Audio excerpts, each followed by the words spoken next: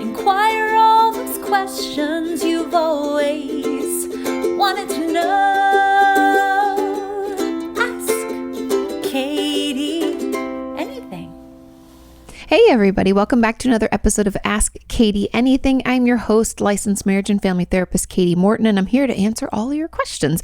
And just so you guys know, I'm sure you're aware of this, but I feel like I just need to say it. There are no weird questions, over-the-top questions, or inappropriate questions when it comes to this podcast. I want you all to feel free to ask anything and everything that comes to mind, especially when it, involves our mental health. It's important.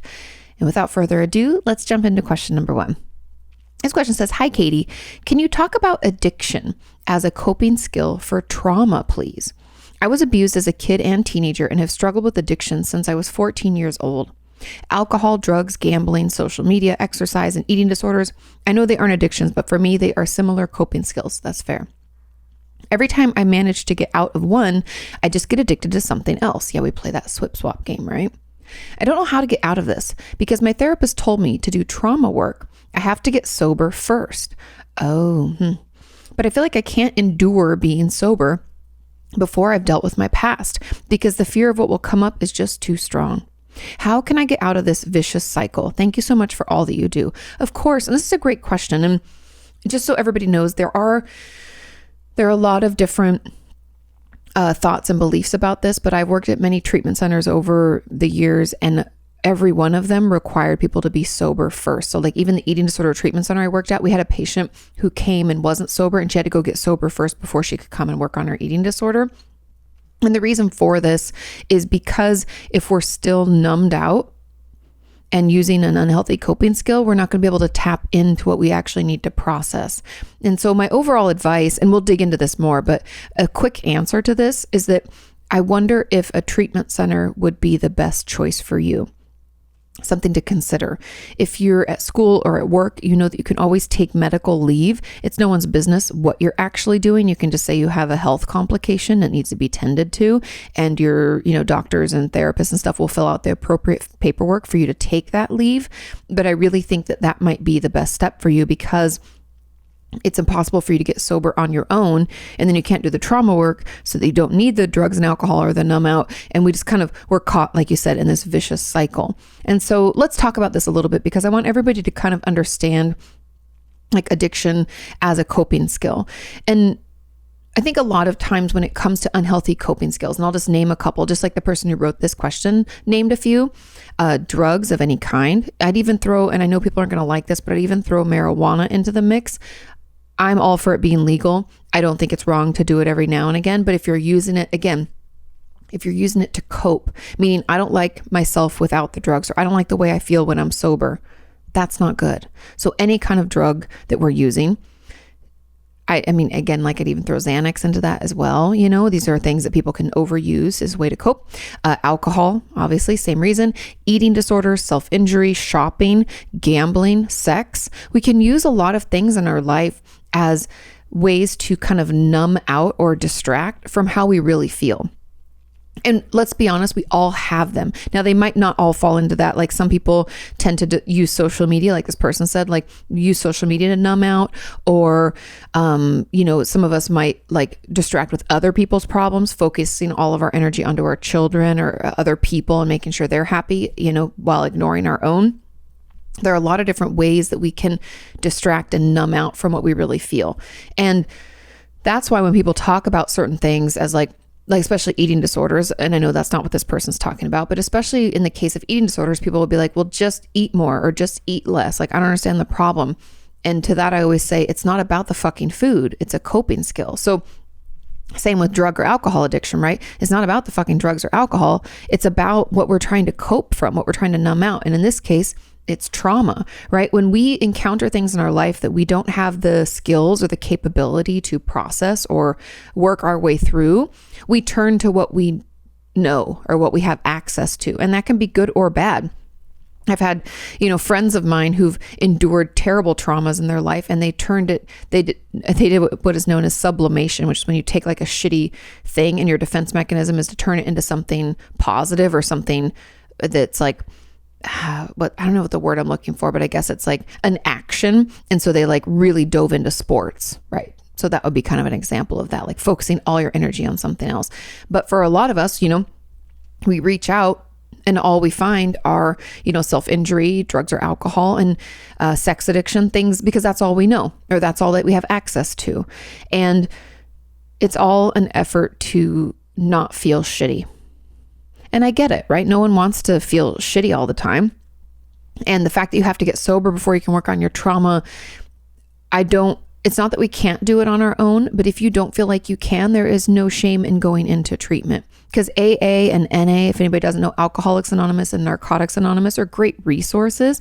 But between that and therapy, you might find yourself still needing more support. And it's very common. It's okay. That's why there's treatment centers. That's why there's hospitals. That's why there, are day programs, IOPs, PHPs, all those letters we talk about, which are really just different levels of treatment. That's why they all exist, is because we're all going to need different levels of support as we work through it.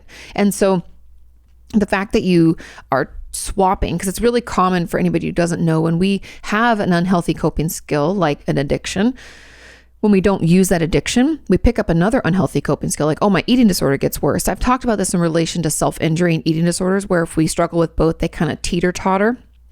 Oh, I haven't self-injured in a while, but my eating disorder is raging, or vice versa, right? We can find ourselves doing that, like swapping unhealthy for other unhealthy ones.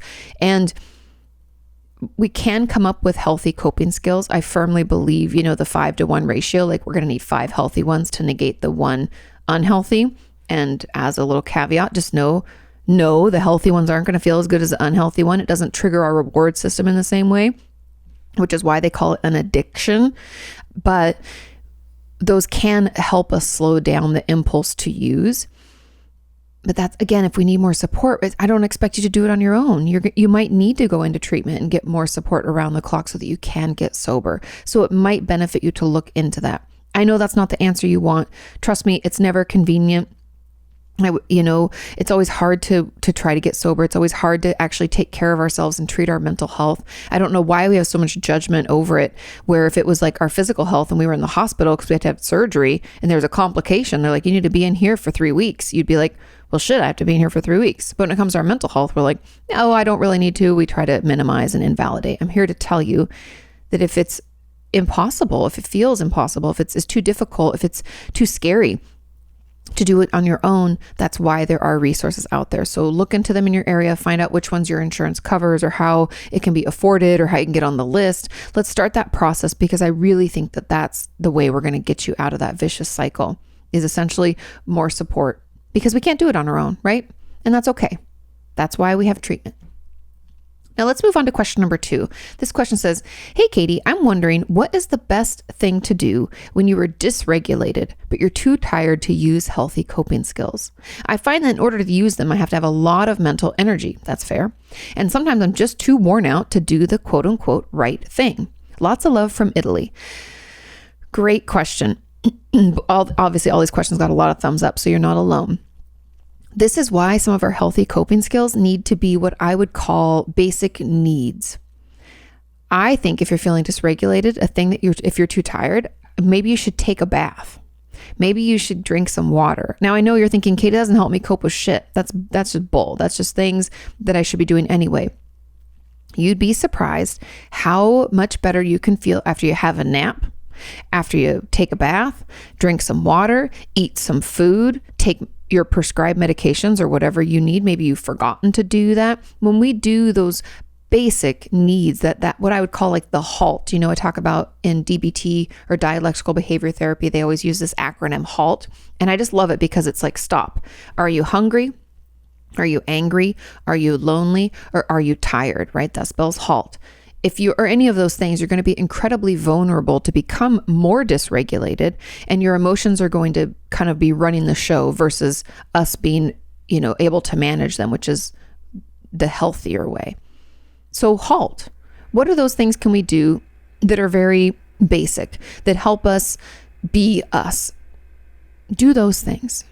Sure, they might not be these intensely emotional or active or like process-based coping skills, but we need a variety of them, right? And these are more of our basic need coping skills, and they will prove to your nervous system and yourself that even these small things are really impactful. So make some time for those basic needs. and write them down so you have access. Because sometimes when we're too tired, we can't even remember. We can't even think of what it is that we should do. So write some of those basic HALT coping skills down and use those when you're feeling too tired. Because like I said, they're just as important and just as impactful. Okay, let's move on to question number 3. And it says, "Hey, Kati, I hope you're doing well." I am. I hope you're doing well. "How do I teach myself to stop laughing off my traumas in therapy?" Oh my God, so common. I'll talk about that. "I have a habit of smiling, laughing, and joking about difficult things that I've experienced. And I feel like sometimes I don't even let my therapist know how much I'm really struggling and falling apart inside. I'm very open about how I'm feeling and what I've experienced. So it's not like I'm avoiding the hard topics. I think I just present myself as if these issues are really easy to talk about and don't bother me as much as they really do. On the inside, it feels like there's a voice inside my head screaming at the top of its lungs, and all I want to do is break down and cry. But for some reason, this shows up as smiling and laughing in therapy. How do I stop doing this and let my therapist know so that she can tell me to cut it out and be serious for once? LOL. Thank you." Okay, and there's a comment on this too, but let's dig into this first part first. First things first, right? Laughing or making jokes about things that are painful is a defense mechanism. It's very common, and I think more people than we realize do it. And even people that you might not even think would do it. I mean, it's not like I've had patients who are comedians, but my patients who are serious about everything else will still do this in therapy. And I just say that to let you know that it's very common, and it's not just a certain type of person or personality. It's just a way that we try to deflect or protect ourselves from actually experiencing and acknowledging the pain. Does that make sense? That's why it's a defense mechanism, right? It's protective. Now, the way to actually stop doing this is to just tell your therapist that it's happening. Yes, I know that's easier said than done, but try to find a way to tell your therapist, hey, and this is before you're doing it. I find it's easier to talk about things when we're not in the midst of it. So this might be something that you're like prepared to talk about when you first walk into your session. You know, a therapist is going to say something like, "Good to see you. Tell me about your week. And, how have things been since I last saw you? Or how'd that homework go?" Right? They're going to check in. And I think when they ask that check-in question, what would be the best for you to say is something to the effect of, "I'm trying to figure out how to tell you that I tend to laugh and make jokes about things that are really painful for me." And you just let it sit. It's important for your therapist to know you're doing this, although I have to be honest, I would assume that they have recognized it, but maybe not. It's our part as the patient to tell the therapist what we're thinking and experiencing and what we've been through as much as we can remember, right? As best as we can do. It's the therapist's job to listen and then put that through our education to try to offer tools, techniques, and ways for you to better your life, right? That's how therapy works. And so it's really important that we let them know this is happening, and then they can offer tools and resources and call you out when you do it. Yes, I know you don't want them doing that, but it's really important that they do, because that's how it will stop. We can't do it on our own. It's like a knee-jerk reaction. It's almost like someone tickling you and you not, flinching. It's something that almost like our nervous system is cued up to do. It's the way that we cope. It's the way that we protect ourselves. And the only way around it is to have someone that we trust help us not, and help call us out so that we can have a choice of acting in a different way. Like for instance, in my experience with my patients who do this, I will just mention, I remember this one person that I saw, she was smiling while she was telling me some like horrific details from her past. And I said, "It's interesting that as you tell me something that it makes me want to cry, you're smiling at me. Do you notice that you're doing that?" And she didn't. She was like, "Oh my God, no, I didn't know I was doing that." I was like, "You are." I was like, "I'm going to draw your attention to it because I just want you to be aware that the way that your facial expression isn't in line with what we're really talking about." You know what I mean? It's like I can't even think of the word, but it's like when two things don't go together, it doesn't work. And so I would just draw her attention to it over and over, and it slowly went away.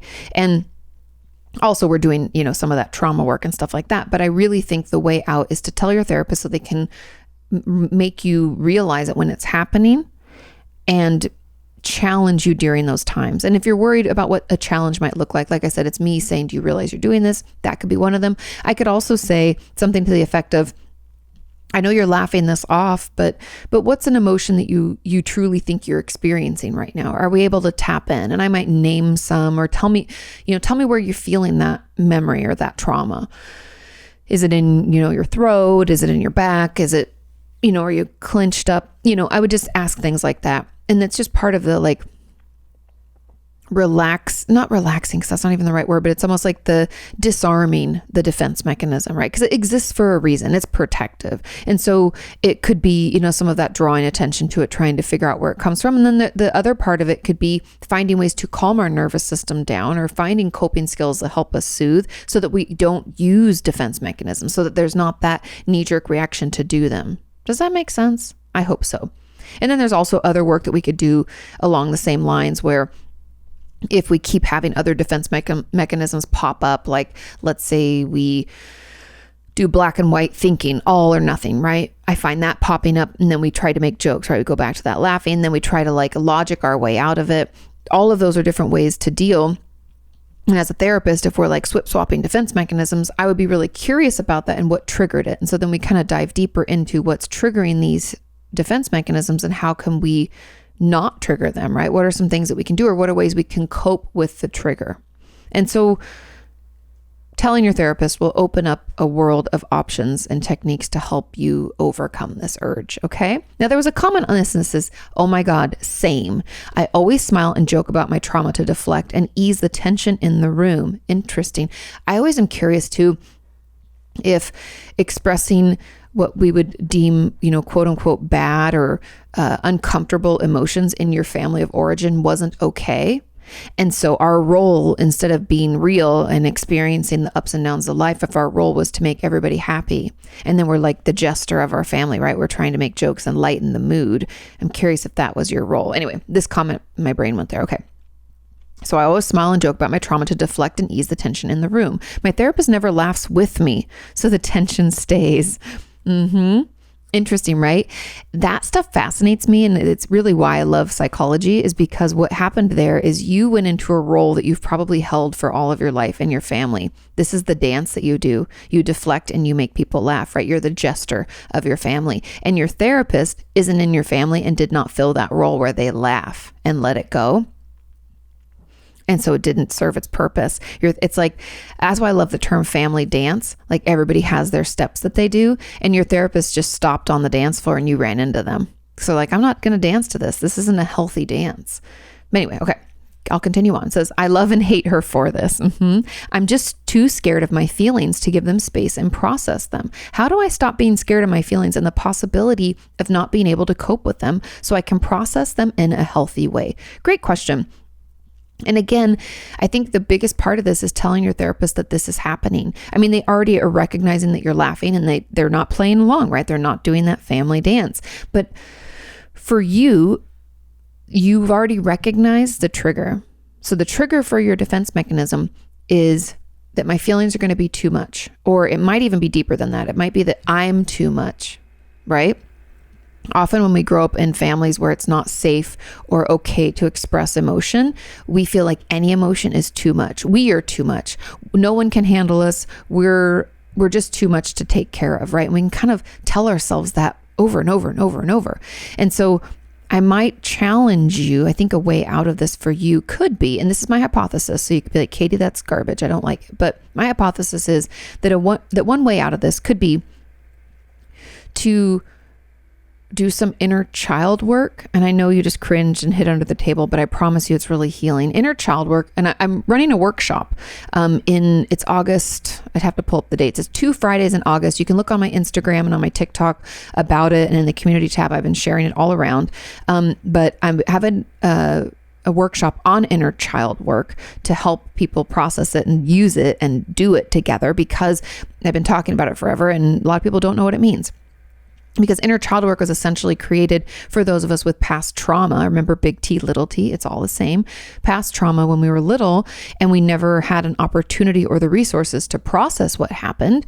And so little us went on believing and thinking in a way that wasn't healthy, and it's affecting us now. And in this case, I think little you was probably told that it wasn't okay to take up space, or it wasn't okay to feel more than maybe happy. And so we never knew what to do with the emotions that we felt, and we always thought that we were out of control. Hence why you think you're scared of them, like you're scared of your feelings, and you feel like that it's going to be too much, because even having like any was too much when you were growing up. Like your family was like, no. And so I think some of the inner child work, getting in touch with younger you, maybe writing letters back and forth about situations and things that maybe younger you needed to express to older you, that might be one way in. Another way in could also be paying attention to the way you talk to yourself about this, and finding some kind of neutrality, meaning like a bridge statement. So if our thought process is, oh my God, you have so many feelings, they're just going to run you over, it's going to be too much, you're going to shut down, or you're just always too much, you're too sensitive, you're overreacting, right? We can have all this shit talking we do. Like, knock it off, you're overreacting. Instead of letting those thoughts come through, pay attention to them, jot down the top 3 to 5 that you have repeatedly. And then we're going to bridge statement them. So let's say one of those most common thoughts is, God, Kati, you're always so goddamn sensitive. Let's say that's my negative thought. Instead of trying to say, no, Kati, you have feelings and those are appropriate, because I don't believe that, I'm going to say, it is possible that my sensitivity isn't quite as over the top or too much like I think it is. I'm open to the fact that maybe it's just my body telling me that something's going on. Maybe, right? Or I'm open to what Kati's saying, and I maybe for a second could believe that it is possible I'm not as sensitive, or being sensitive isn't a bad thing, maybe, right? It's a lot of maybes, possibilities. I'm open to this change, or for a second I can think that maybe Kati's right, that this isn't as bad as I think it is, maybe, but it also kind of feels shitty, right? These don't have to be positive thoughts or positive statements. And they don't, like I said, they're kind of rambling on, maybe, possibly. We can live in that space, because that space is way healthier for our brain than that negative space of I'm too much, I'm oversensitive, that kind of, those thoughts and those stories aren't going to take us anywhere we want to go. But a more neutral place is moving us towards a place we want to go. Does that make sense? So I think that those are some of the ways that you could kind of get in there and slowly but surely allow yourself to take up space and to have big emotions, because we all have them. We all are entitled to them. Some of us just don't know that we're entitled to them because people lied to us and told us we weren't. And so we have to slowly change that belief. And it takes time. Be patient with yourself, but we'll get there. Okay? Let's move on to question number 4. This question says, hey, Kati, I noticed that it is super hard for me to disagree with my therapist. Interesting. Often when he says stuff that I disagree with, I only notice it after the session. I always feel the need to agree to whatever he says, as he's older and more experienced because of his age and his profession. I don't usually have this view. It's just with therapists. How can I start noticing if I disagree in session and speak up? Help. For example, he often says something along the lines of, that might be because your parents treated you in such a draconic way, so you're afraid to speak up, when I told him about this issue. And of course, I've talked about certain things, how my parents used to treat me or do this, treat me or do to this day, but I never summarized it in such a way. So I never know what to say when he says things like that. I can't really reflect if it was the case, because my mind just goes blank trying to remember instances that would justify such judgment in the moment. So then I just agree with him and feel honored that he thinks it was that bad, as I often struggle with memories of my upbringing and don't trust myself remembering things correctly. I hope this isn't too confusing. Thanks for all that you do. No, not too confusing at all. It's interesting. I have quite a few thoughts. Now, I want you to know that you are the expert of your own life. I know we might not be making the best choices. We might be struggling, but we know ourselves best. We know what happened to us best. Nothing is more toxic or frustrating to me than when a family member says to another person, I know you better than you know yourself. That's not true. They might just be able to call things out because it's not their own. It's easier to point the finger when it's not pointed at you, right? So you're the expert of your own self, okay? Yes, your therapist has experience. Yes, your therapist has a degree. That doesn't mean they're you. They don't know what you don't tell them about yourself, right? So just keep that in mind. But when it comes to the disagreeing part, I wonder, my hypothesis is that maybe your parents were pretty rough. Maybe emotionally or physically abusive. It might not have been safe to disagree with them. I don't know. There's something about people in, a quote unquote power position that makes it impossible, or at least extremely difficult, for you to not agree with them all the time. That kind of sounds like a trauma response to me, that my mind automatically goes to like fawning. For those of you who don't know, our stress response, like fight, flight, freeze, there's also fawn, where we like people please to the max so that the abuse doesn't keep happening, right? It's like that walking on eggshells that we can do, hoping that if we don't disrupt their life, then they won't hurt us, right? And so we can do that. And it kind of sounds like that a little bit to me, because by going along with it, you're not saying he's wrong. You're not calling into question anything. And not that he would get upset, but in your past, those old narratives, right? Things that happened to you before, you've probably been told that by doing that, you'd get hurt or something would happen that wasn't good, or it's not okay in general. That's like the belief. But if you're able, I would let your therapist know about this. Say, what I've noticed is I struggle to disagree with you. And I wonder if it comes from my childhood. And if anything I said connected for you, you could bring that up. Be like, I was thinking about it. And I think it might have to do with the fact that, my dad never let us question him, or my mom always said that she knew what was best for us. We never got to say anything about that. Like, you could draw a correlation to that and be like, I think it might be tied to that. It's okay to just drop something in a therapist's lap and not have the answers, but have like some hypotheses of our own about it. That's what makes therapy move. That's what makes therapy magical, really, but that's what makes it work. And so share as much as you feel comfortable sharing. It's okay to let them know that you struggle to disagree or stand up for yourself, and you see it playing out in therapy too. Now, if he asks for an example, please tell him this example. I have a feeling there's something about the word draconic that is upsetting for you, and that is somewhat like it feels like an exaggeration, because your whole life you've probably minimized and invalidated your trauma experience. And so to have a therapist constantly tell you, yes, that is what's happened, and they're calling it out in a harsh way, you're like, oh, no, I don't agree with that. Now, I have to push back in the therapeutic sense, where I'm like, what your therapist is really doing is validating what happened and telling you, yes, it was terrible. And that can be really healing. But your defense mechanism is to go into that fawn, people please, it's not that bad, I'm okay, I just got to keep them happy, blah, blah, blah, right? And so that's also kind of probably why this is triggering for you, just to throw it out there. But yeah, and I think that's really all I have to say, because you said like you struggle with the memories of your upbringing and don't even trust yourself to remember things correctly. So in a way, him saying that is validating. But the funny thing about trauma, and not funny, that like, what I mean by funny is like fucking annoying. The annoying thing about trauma is that when someone does finally give us what we actually need, we've never had it.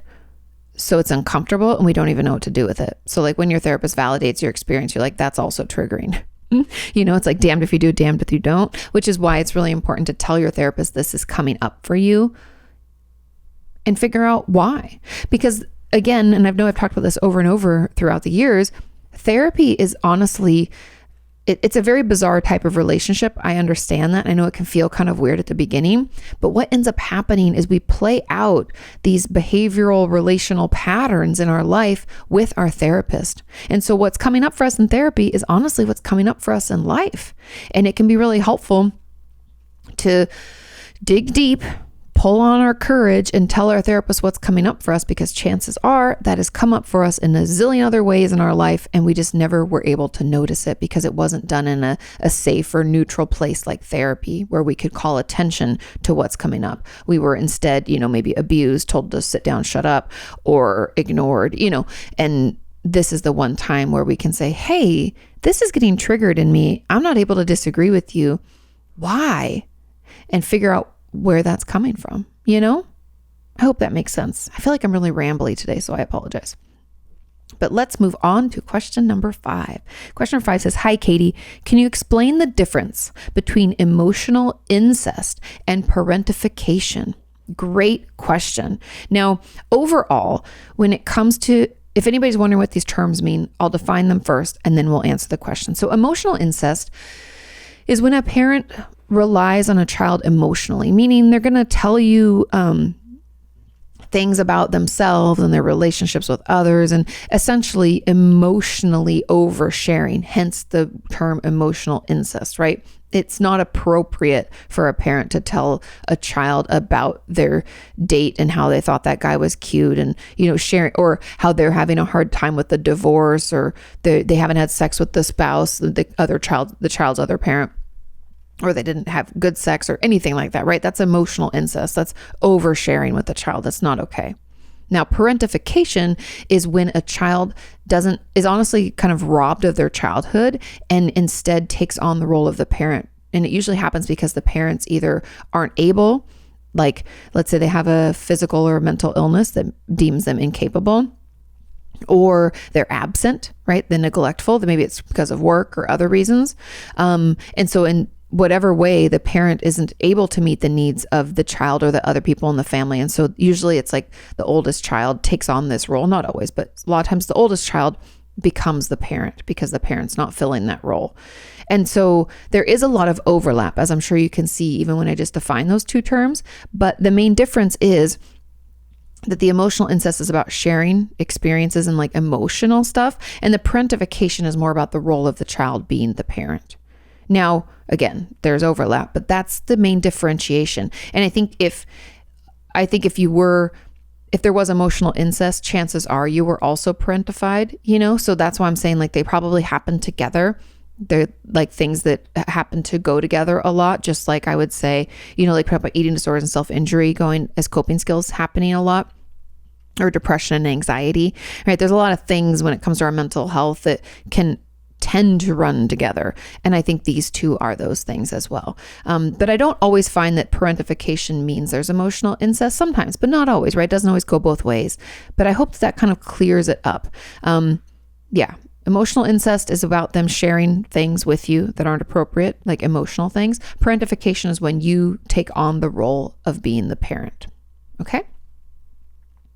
Let's move on to question number 6. And it says, "Hey, Kati, I was wondering if you could talk about the reasons why emotions are important." Great question. I started therapy last year, and my therapist talked about distress tolerance, and we were working on building up coping skills.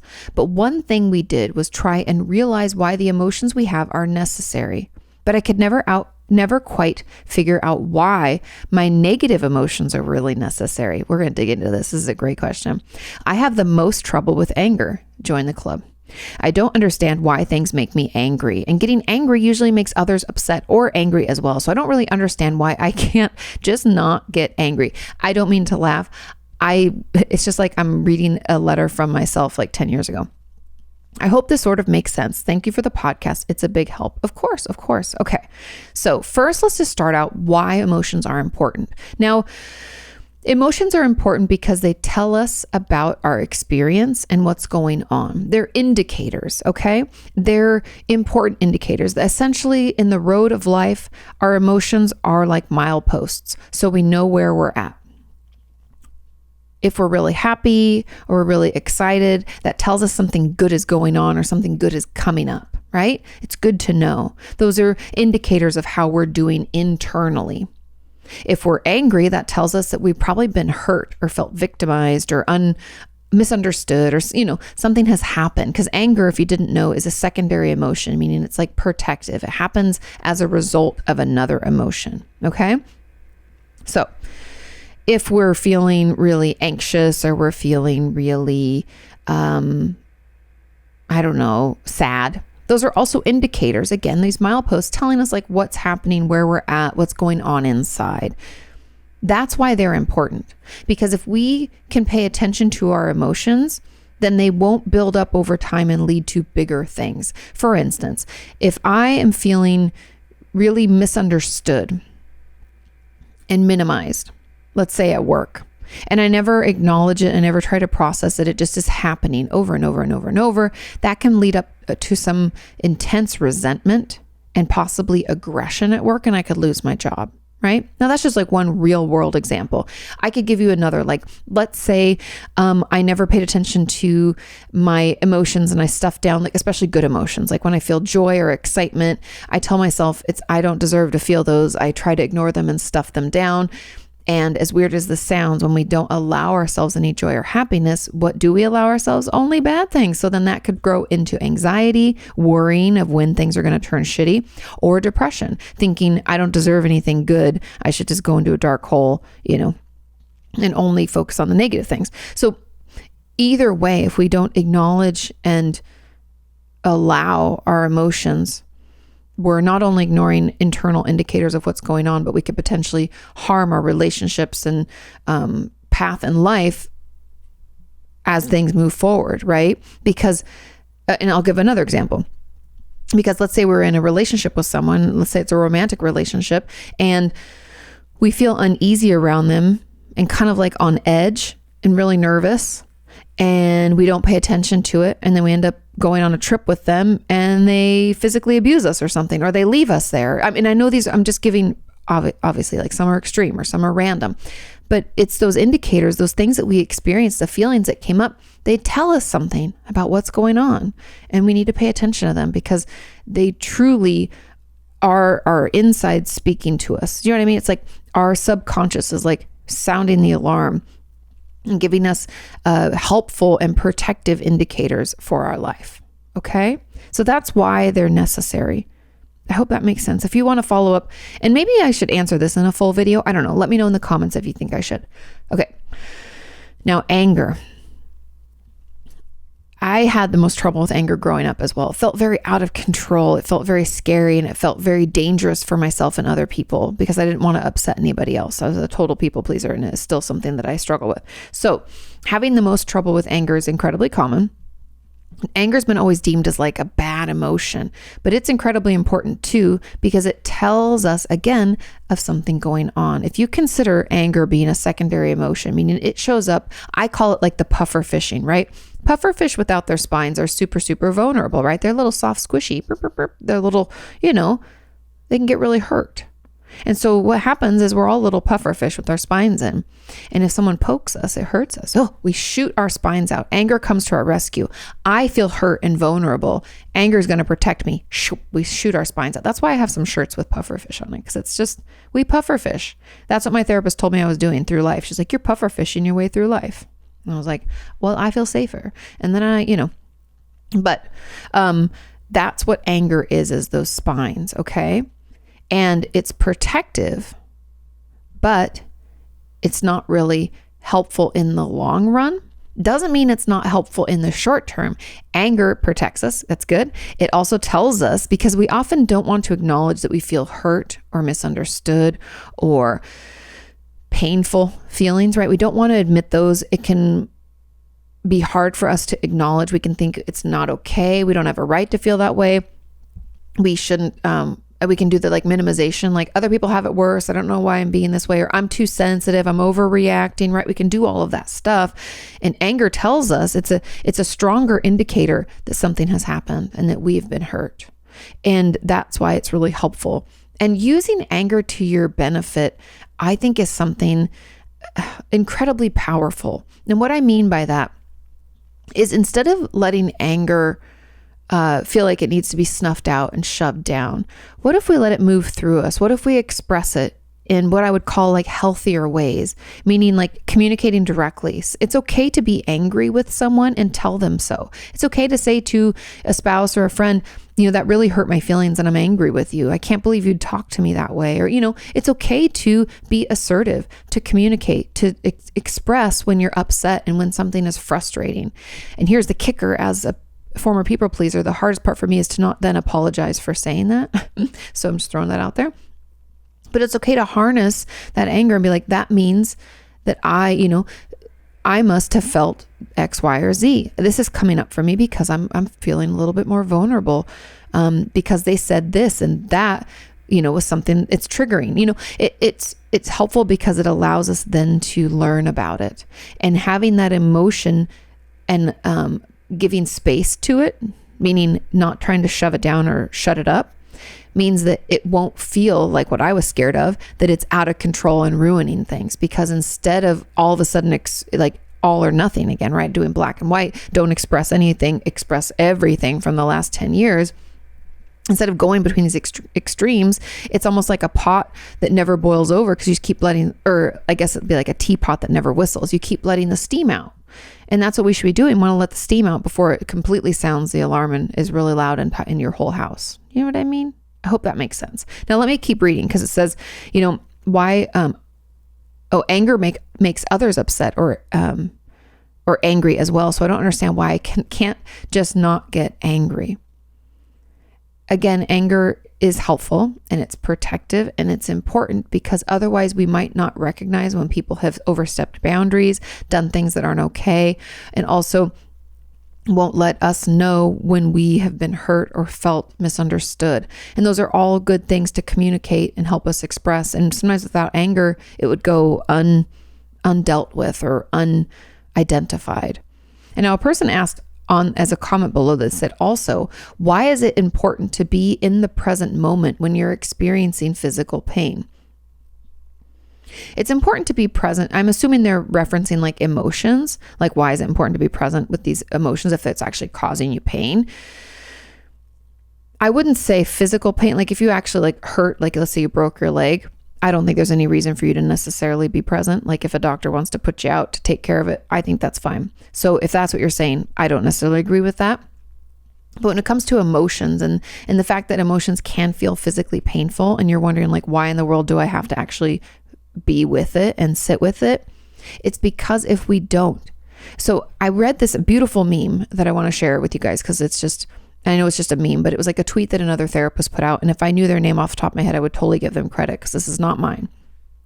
But they said something to the effect of, if you don't acknowledge your pain or make time for it, it will come out on its own, and it will probably come out at a really inconvenient time. Now, this can be applied to like taking a break or burnout, anything. If you don't give yourself a break, your brain and body are going to create a break for you. They're going to make that break happen. And it probably won't be when you want them to. Okay? That's why we need to be able to experience the upsets, acknowledge them, figure out where they came from, see if there are different steps we can take so that we don't go through it again. There can be key learnings. There doesn't always have to be. But sometimes the key learnings aren't about actions we took. It's about ways we treated ourselves, or things that we said or didn't say, things that we wanted to acknowledge or didn't acknowledge, right? They're helping us learn about ourselves and our experience and our environment and how we can do it better next time. And painful ones are really important, because I think we could all agree, if we just take a minute together, I think we can think back on our life and think of a really shit time. I can think of a really shit time, many shit times. And those are the times that I actually learned the most about myself and grew the most. And without those shitty experiences, unfortunately, I might not have been or become who I am, and I might still feel stuck in some ways. And it's almost like with, and not to go on too much of a ramble, but it's almost like when we have children, a lot of parenting books and a lot of research proves that it's important for children to do what parents might deem as dangerous. Like, let's say we have a toddler and they really want to climb up the steps, but they're not great at it, right? Sure, we can pad the steps so that we don't want anybody getting hurt, but it is okay for a child to get hurt trying something new and learning from that. There's something really important in our development for us to like make mistakes. Like letting a child cook a little bit with you. And sure, they might accidentally touch a hot stove really, it's hot. Whew. But they'll learn not to touch it again. Now I know helicopter parents want to say, but I just want to tell them, don't do it. Don't do that. That's too scary. Don't do that. Don't touch that.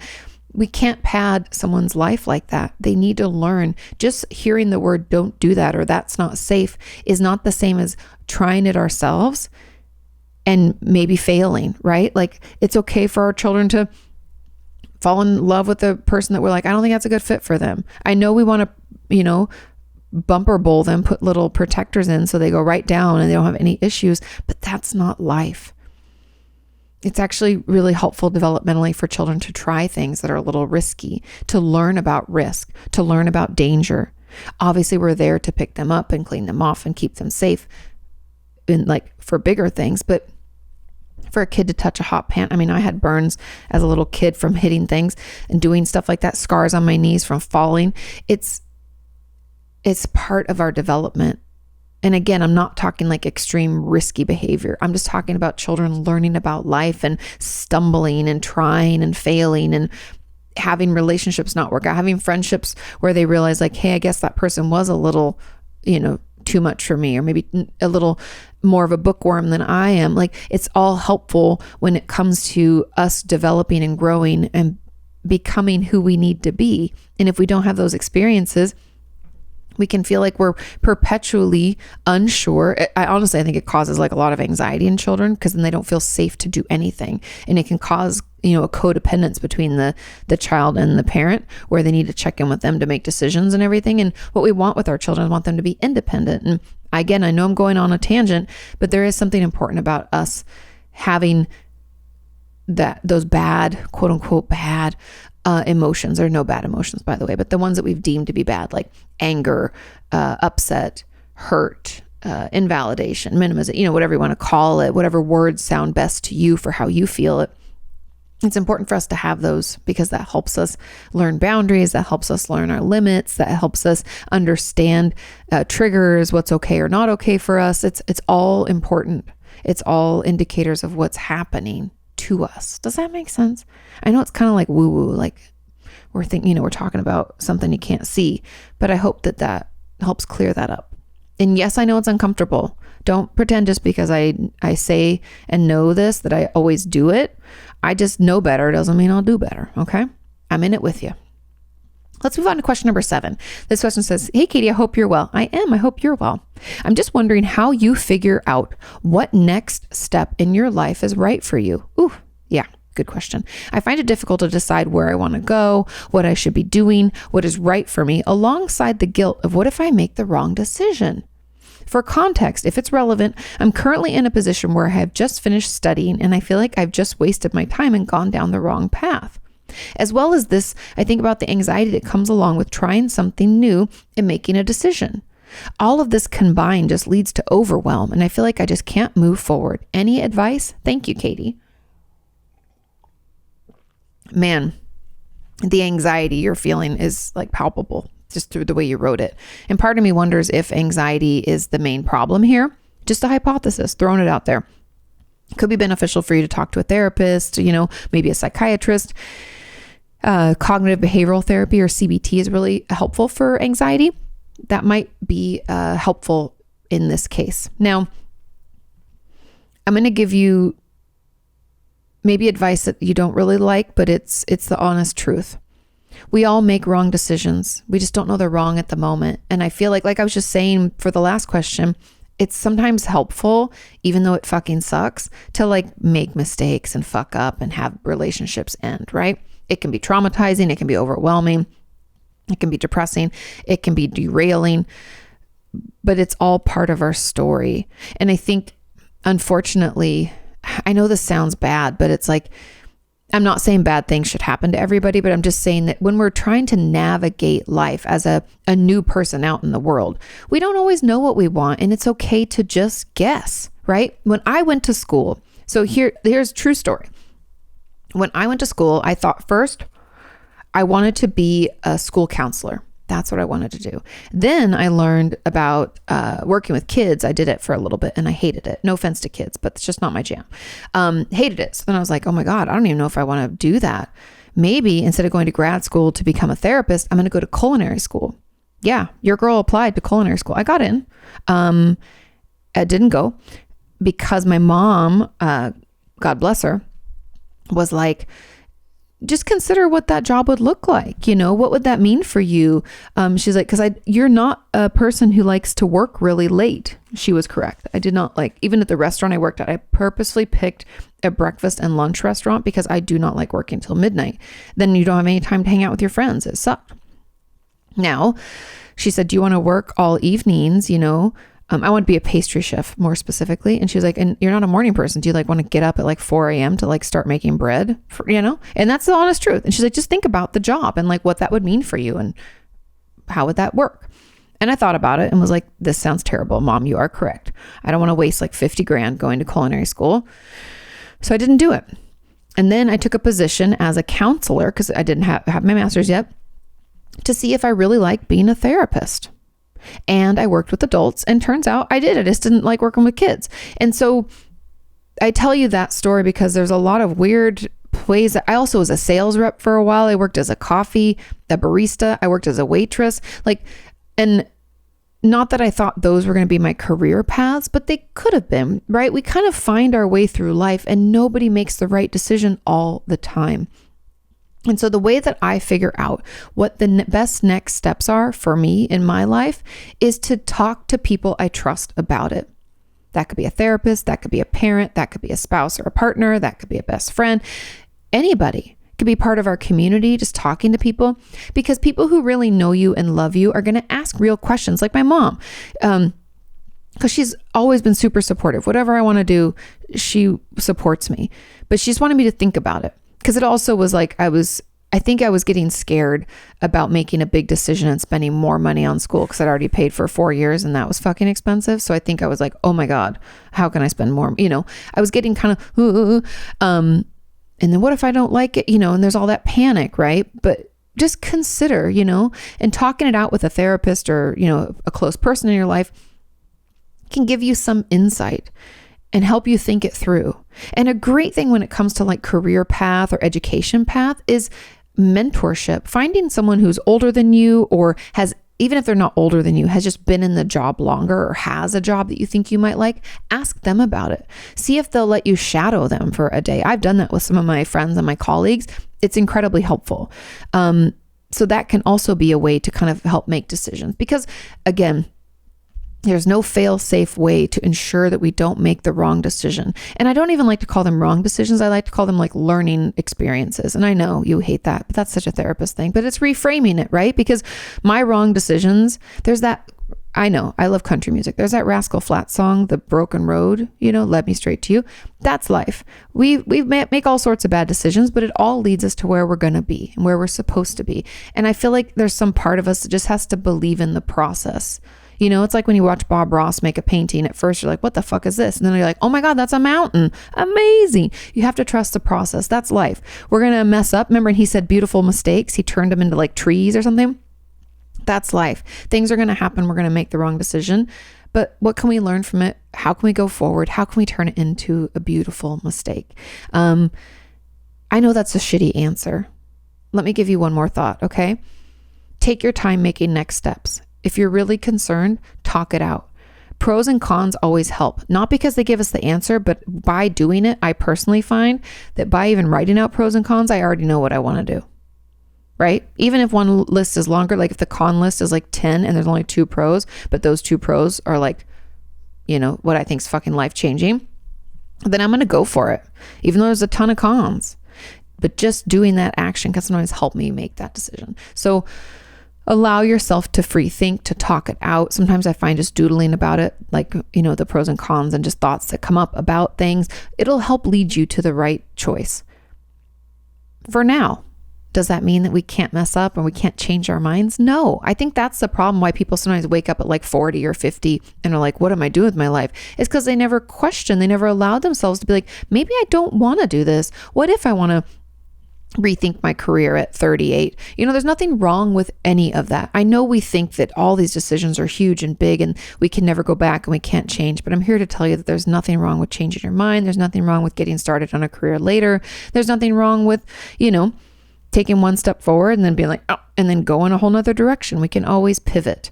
So the best thing I think is to talk it out with someone that you trust and be okay answering those tough questions. And then also, like I said, I think anxiety is playing a big role here too. Now, there was a comment on this and it said, I feel the same anxiety about the next steps and I get overwhelmed so quickly and the suicidal feelings rush in. I struggle to see myself in the future and feel that I will just be unhappy forever. So perhaps this is why I panic. Is there a way to step forward without it ruining us? Now, for this person, I definitely think mental health treatment is the best step for you. The overwhelmed feeling and the suicidal thoughts rushing in, to me, major depressive disorder, potentially panic disorder if we have panic attacks, and some anxiety there too, because the anxiety gets you overwhelmed, pushes into, there's something going on there. We need to get you properly diagnosed and treated, because I feel like if we can understand where our anxiety and depression is coming from, and we can work some tools like things, different cognitive behavioral tools, or behavioral activation, they call it, which is just like encouraging you to engage in things you used to like in little bits so that you can get the reward of it.